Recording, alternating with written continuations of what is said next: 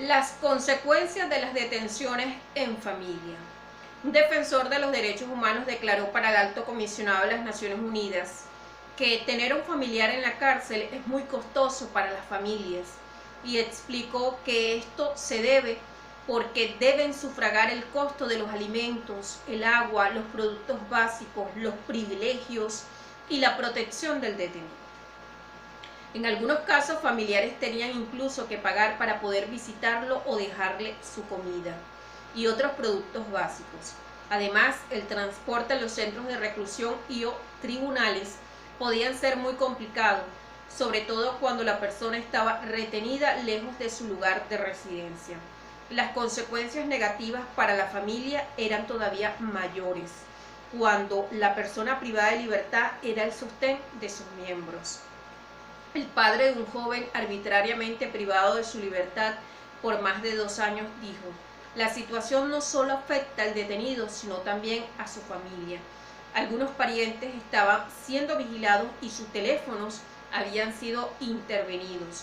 Algunos habían sido amenazados, otros debieron abandonar su trabajo y dedicarse a buscar alimentos y artículos de primera necesidad para el familiar privado de libertad.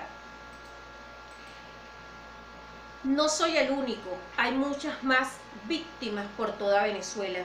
Hombre arrestado y violado por fuerzas de seguridad en agosto de 2017. La prohibición de la tortura es absoluta y no es derogable. Los estados tienen la obligación de adoptar medidas efectivas para prevenir la tortura y otros malos tratos en cualquier territorio bajo su jurisdicción. Ello incluye la obligación de conducir investigaciones prontas e imparciales, siempre que existan fundamentos razonables para creer que un acto de tortura haya sido cometido de manera por los presuntos responsables y proceder a reparar y compensar adecuadamente a las víctimas, aun cuando en el delito de violación no hay manera de resarcir e indemnizar. Los actos de malos tratos y torturas documentados comprendieron descargas eléctricas, golpes fuertes, por ejemplo, con tubos de metal y bate de béisbol, violaciones y otras formas de violencia sexual, asfixia con bolsa de plástico y productos químicos, simulacros de ejecución y privación de agua. Los detenidos eran también sometidos a temperaturas frías, a luz eléctrica constante, eran esposados y se le vendaban los ojos durante largos periodos y recibían amenaza de muerte e insulto. Un estudiante universitario detenido por más de 6 meses relató al Alto Comisionado de las Naciones Unidas para los Derechos Humanos que había recibido descargas eléctricas y fuertes golpes, y que fue asfixiado con una bolsa de plástico e introducido en agua fría mientras los agentes de la inteligencia militar lo interrogaban sobre sus relaciones con los líderes de la oposición venezolana. Un abogado explicó que además de haber sido sometido a descargas eléctricas, incluso en sus genitales, su cliente había sido desnudado por los guardias, atado a un vehículo y arrastrado por un camino de piedra de más de 100 metros. Por su parte, un periodista retenido en una cárcel militar dijo que fue castigado sin beber agua durante 3 días. Otros castigos denunciados fueron el ejercicio físico forzado, la reclusión en celdas pequeñas de aislamiento, confinamiento solitario, prolongado, la prohibición de recibir visitas de familiares y la confiscación de objetos personales. Un abogado que había estado defendiendo a los manifestantes contó al Alto Comisionado de las Naciones Unidas para los Derechos Humanos que fue detenido por agentes de la Guardia Nacional Bolivariana cuando se dirigía a su domicilio tras una audiencia judicial. Le vendaron los ojos y lo llevaron a un lugar donde lo golpearon con un tubo. Luego los agentes lo desnudaron y lo violaron. Ellos lo acusaban de ser responsable de protestas en curso porque había estado ayudando a terroristas. Fue liberado un día y medio después sin haber sido presentado ante ningún tribunal. En la clínica forense a la que acudió se negaron a documentar su queja. Temiendo por su seguridad, este colega abogado abandonó el país días más tarde.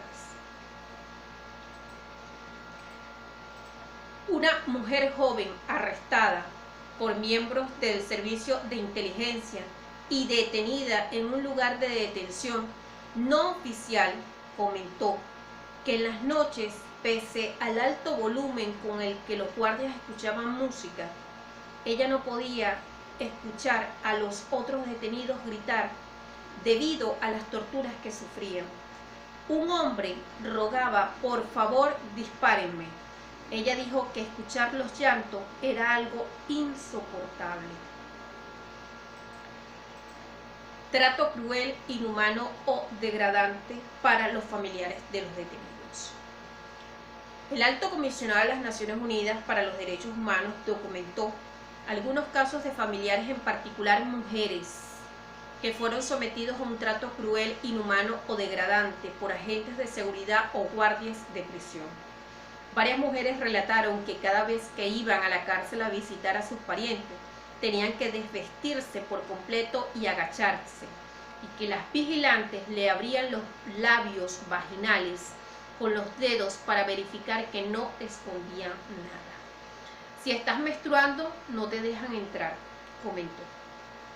Otra mujer contó que agentes del Cuerpo de Investigación Científica, Penales y Criminalística fueron a su casa para detener a su hijo de 17 años. Como el chico no estaba, se la llevaron a sus oficinas para interrogarla. Mientras le hacían preguntas sobre el paradero de su hijo, un agente le escupió en la cara varias veces y la llamó. No les voy a repetir la palabra porque su profesora no dice groserías. Otro le puso una pistola en la cabeza y le preguntó: ¿qué prefieres, tu vida o la de tu hijo? Luego la liberaron, pero los agentes regresaron a su casa unos días después para registrarla. Su hijo, un estudiante que solía participar en protestas políticas, tuvo que abandonar el país. Las fuerzas de seguridad continuaron vigilando su casa varios meses después del incidente. Es más común que las mujeres visiten a sus familiares en la prisión que los hombres, y por lo tanto ellas están más expuestas a este tipo de tratos. En algunos centros de detención se prohíben además las visitas de los hombres. Tenemos el caso muy puntual del Centro Penitenciario o Comunidad Penitenciaria El Dorado, donde solamente se reciben visitas femeninas.